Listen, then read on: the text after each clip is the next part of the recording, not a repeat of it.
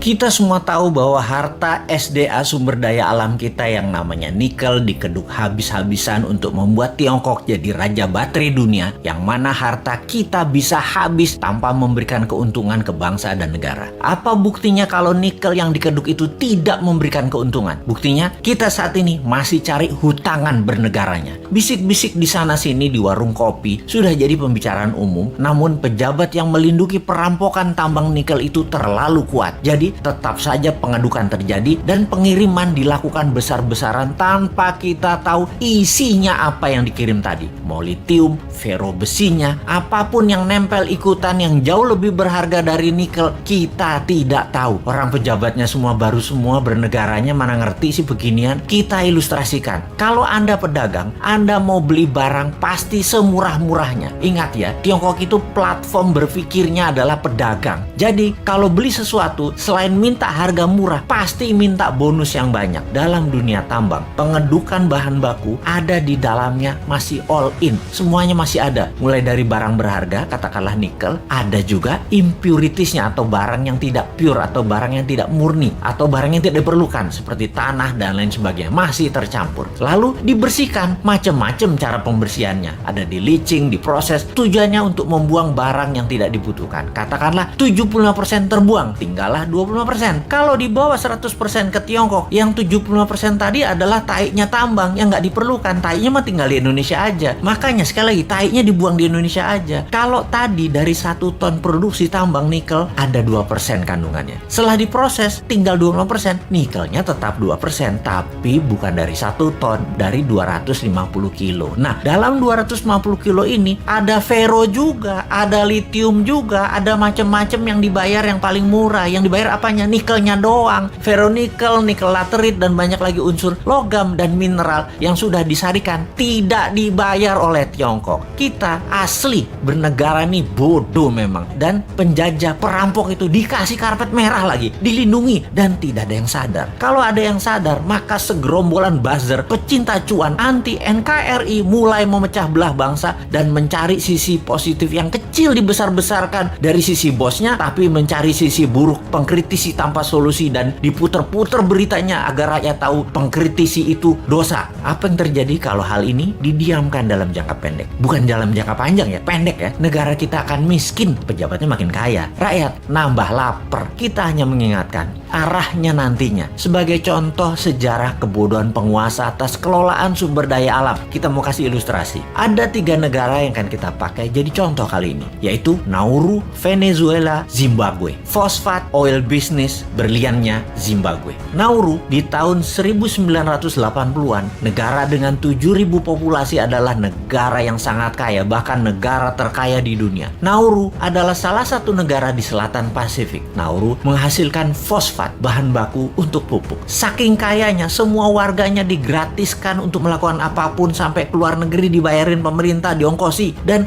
ada joke di sana, dolar itu hanya toilet papers. Dan ini bukan kiasan, dipakai beneran untuk ngelap pantat beneran. Lalu hasil alamnya ternyata habis 20 tahun kemudian. Dan Nauru saat ini menjadi sangat miskin ya.